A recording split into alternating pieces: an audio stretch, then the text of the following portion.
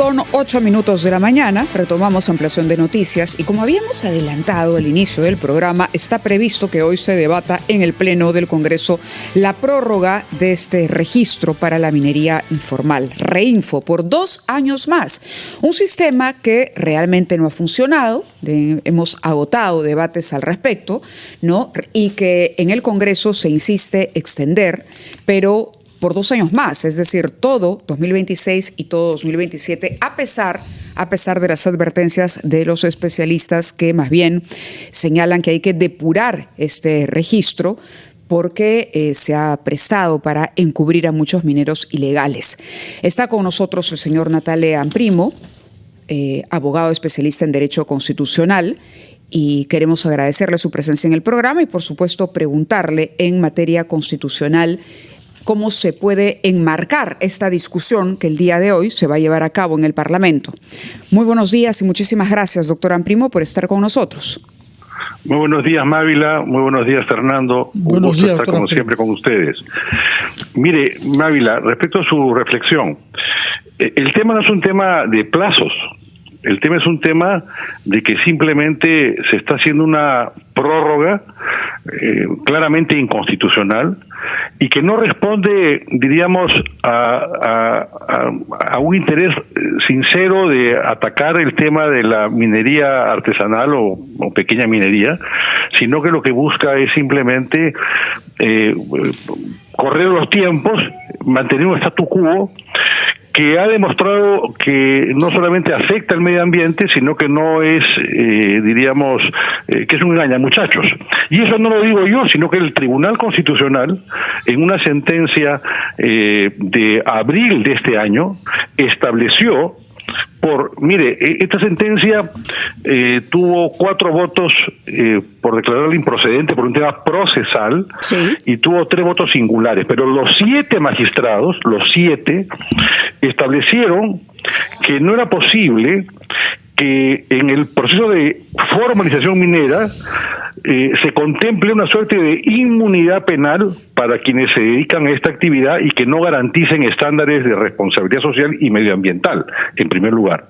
En segundo lugar, se estableció también que no se podía mantener el statu quo porque eso afectaba el derecho al medio ambiente y sus derechos conexos. Claro. Y en tercer lugar, se estableció que este mecanismo del REINFO no había logrado ni siquiera formalizar o había logrado formalizar a solo poco más del 2% de las personas involucradas y que en ese sentido no funcionaba como tal. Entonces, si el Congreso, pese a que el tribunal ha exhortado, ¿no?, a que no se mantenga el statu quo, a que no puede haber un proceso que fije una suerte de tierra de nadie en la cual por el solo hecho de estar inscrito tú puedes continuar explotando sin respetar obligaciones y sin respetar el medio ambiente. Si él hace eso, está yendo en contra de aquello que el Tribunal Constitucional, como digo, con criterio unánime de sus 7 miembros, estableció en abril pasado. Claro, doctor Primo, si le entiendo bien, entonces cualquier extensión eventualmente o aprobación de una norma que va en el sentido de eso que ya en su momento aclaró el Tribunal Constitucional puede merecer una demanda de inconstitucionalidad. Sin lugar a dudas. Y ahí el tribunal, que como digo, ha tenido un criterio unánime respecto a que estas prórrogas son simplemente mecanismos para mantener un clima de, diríamos, de impunidad, porque además así lo dice, ¿no?, de impedir que diríamos, se persiga el delito, porque establece que por el solo hecho de estar inscrito no pueden iniciarse ni siquiera procedimientos administrativos de sanción. Claro. Y eso lo dice el tribunal de forma expresa. Si eso se prorroga, porque yo he escuchado ahora que dicen, no, que hay algunos que claro, frente a los focos que hacen notar que esta prórroga no responde a la defensa del medio ambiente, ni responde a un verdadero sentido por formalizar, sino lo que hace es, para mí, sinceramente, responde a un criterio electorero, ¿no es cierto? Pero hay muchos que se han querido poner de costado y dicen, no, que no sean 2 años, que sea solo 1 año. Como decir, no estamos de acuerdo con esta barbaridad y solamente un año para que se formalice. Doctora, eso es engañar. Para fortalecer un poco el análisis que usted está haciendo, permítame compartir cifras del Observatorio de Minería Ilegal, porque lo que usted ha dicho es cierto.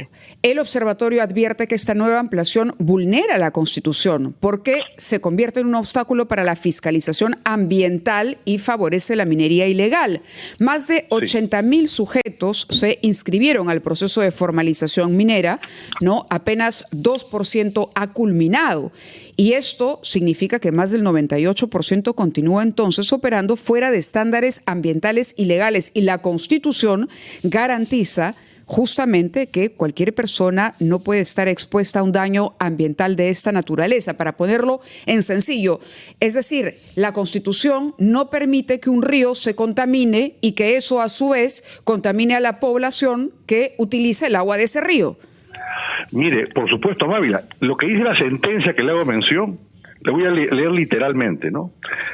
Es constitucionalmente exigible que en el proceso de formalización minera, en la prórroga del régimen transitorio y en cualquier política pública que regule dicha actividad de manera permanente, el Estado se abstenga de consagrar un marco de exención de responsabilidad penal, civil y administrativa. En conclusión, el proceso de formalización minera, conforme se encuentra actualmente regulado y cualquier otra política que lo reemplace, no debe contemplar un régimen de inmunidad en materia penal que prohíba la persecución penal del delito de minería ilegal. Lo contrario significa dejar en estado de desprotección al bien constitucional, al medio ambiente y otros conexos. Y eso es justamente lo que hace esta prórroga. O sea, no es un tema de 2 años, 1 año, 6 meses, no. Esto es abiertamente inconstitucional y para mí responde simplemente a intereses electoreros. Doctor Amprimo, buenos días. En un artículo reciente publicado usted en El Comercio, hace recordar que el primer ministro, que ha sido presidente del Tribunal Constitucional, ha sostenido que esta ley, si fuera votada en el Pleno, sería observada por el Ejecutivo e incluso presentada ante el Tribunal Constitucional. Si se llegara a esta presentación del tema ante el TC, ¿cuánto tiempo puede demorar? Porque estamos aquí ante un problema de plazos, ¿no? Sí, bueno, efectivamente, hay en ese artículo que usted hace referencia, Fernando, yo resalto la posición asumida por el doctor Ernesto Miranda Álvarez, que como abogado y jurista él ha sido decano de una facultad de Derecho conocida en la ciudad, y además ha sido magistrado y presidente del tribunal, y que conoce la sentencia que hago comentario, claramente, refiere que este dictamen no puede ser aprobado en esos términos, y no por un tema de plazo, sino por un tema de fondo. Y si se insistiese en eso, llevaría al Ejecutivo a plantear una acción de inconstitucionalidad. Mire, el Tribunal Constitucional en esta materia tiene un criterio formado, porque, como le digo, ha sacado una sentencia en abril de este año y con votos coincidentes en el fondo por los 7 magistrados. La diferencia surgió porque cuando se falló la sentencia de inconstitucionalidad, la ley objeto de cuestionamiento ya no estaba vigente. Y entonces el Código Procesal Constitucional establece que si bien el tribunal puede,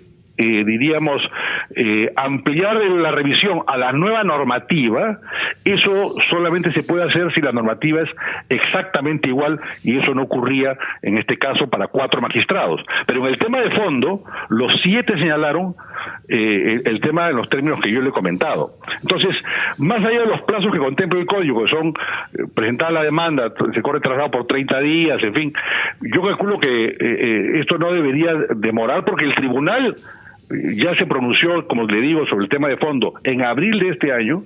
Hay un criterio formado y en el fondo lo que está haciendo el Congreso es burlarse de los principios y las exhortaciones aportaciones que el tribunal le ha hecho. O sea, yo creo que esto se podría resolver en 3 meses, ¿no? 3 meses. Tomamos nota de eso. Yo le ruego que nos espere un instante, vamos a ir a una pausa y retomamos nuestra conversación con usted, el doctor Natalian Primo, que ha tenido expresiones claras sobre el contexto constitucional del problema de la minería ilegal y también del Reinfo. Vamos a la pausa y retomamos nuestra conversación, Mávila. Son las 9:24, estamos conversando con el jurista Natalian Primo a propósito de las soluciones que se pueden aportar a la minería informal por una parte y sobre todo a la proscripción real, efectiva de la minería ilegal. Y esto pasa naturalmente por el reconocimiento del mandato constitucional y su interpretación hecha por el Tribunal Constitucional. Señora Primo, lo hemos escuchado en su calidad de jurista hasta ahora,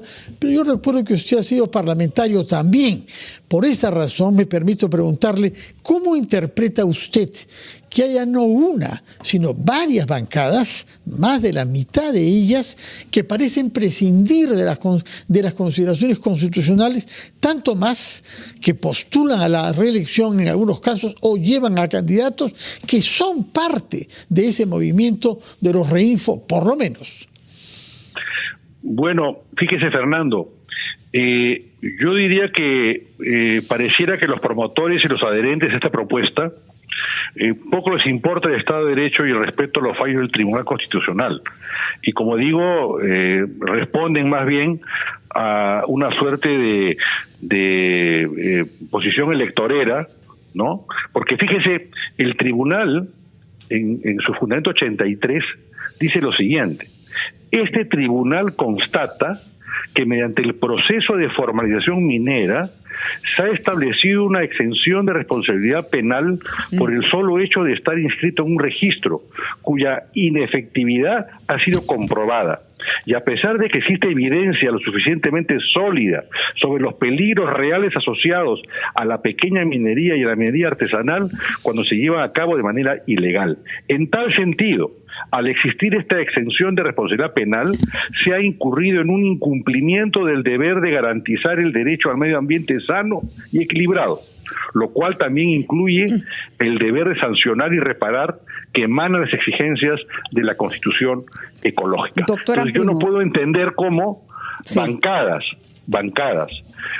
Fuerza Popular, Renovación Popular, Alianza para el Progreso, Somos Perú, Perú Posible, no es Perú Posible, es Perú, el Perú Libre, ¿no?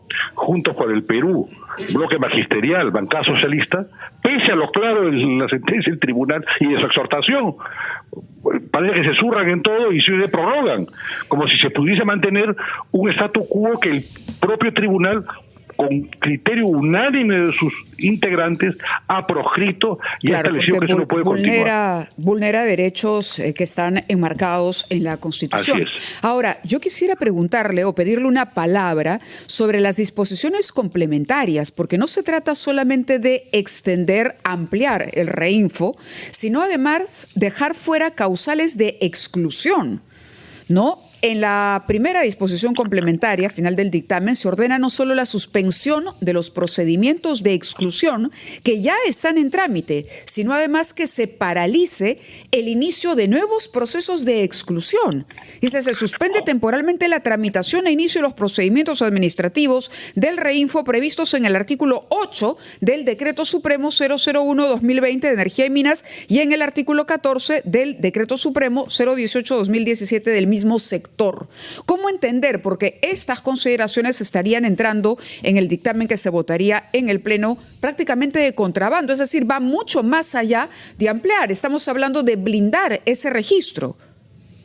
Por supuesto, por eso le digo que la situación es grave y por eso señalaba frente a la pregunta de Fernando que aquí lo que había era simplemente el nulo respeto al Estado de Derecho, el nulo respeto a los fallos del tribunal y el nulo respeto al medio ambiente. O sea, se está creando un clima de impunidad absoluta, ¿no? Ahora, ¿eso a qué responde? ¿Responde a un interés sincero por ver cómo formalizamos? Evidentemente que no, porque si usted está suspendiendo los procedimientos e impidiendo que se inicien por el solo hecho de estar inscrito en un registro, ¿no? O sea, yo me inscribo en un registro, me he inscrito en todos los plazos que están otorgados, y no he cumplido ninguna obligación, y por el solo hecho de estar en la lista, claro, no se le puede fiscalizar. Entonces, bueno, quien quiera creer que eso es un mecanismo lícito, de buena fe, para formalizar, pues es un tonto, sinceramente, ¿no? Claro, Aquí hay pero otro tipo de lo grave intereses de por también, medio, permítame, ¿no? es que se anula el incentivo para que, en efecto, la persona inscrita en ese registro se formalice cuando se suspende cualquier inicio de trámite de exclusión. Ese incentivo, a la luz de los tiempos corridos, y como lo señala el tribunal, no ha funcionado. Porque si usted da un incentivo y solo el 2% se acoge a ese incentivo, quiere decir que ese incentivo no funciona. Entonces estamos manteniendo un statu quo para simplemente permitir que los pillos sigan haciendo pillerías, y seguimos confundiendo la paja con el trigo, y eso no puede ocurrir, pues, en un Estado de Derecho. Muy bien. Y entonces los candidatos presidenciales en esta materia no se pueden poner de costado, ¿no? Porque sus bancadas son los que están respaldando esta situación. Entonces, ¿de qué nos sirve que en una conferencia, en una exposición, digan, no, nosotros combatimos la minería ilegal, combatimos todo, si sus bancadas están votando en estas prórrogas? Muchas gracias, doctor Natarian Primo. Tomamos nota de sus afirmaciones, tanto las de fondo constitucionales como las políticas, como esta última, exhortar a que los candidatos presidenciales tomen posición sobre eso, tanto más que varias de las bancadas que en principio responden a la autoridad del candidato presidencial están diciendo lo contrario de lo que los candidatos dicen. Muchas gracias, doctor Primo, y muy buenos días para usted. Un gusto. Adiós.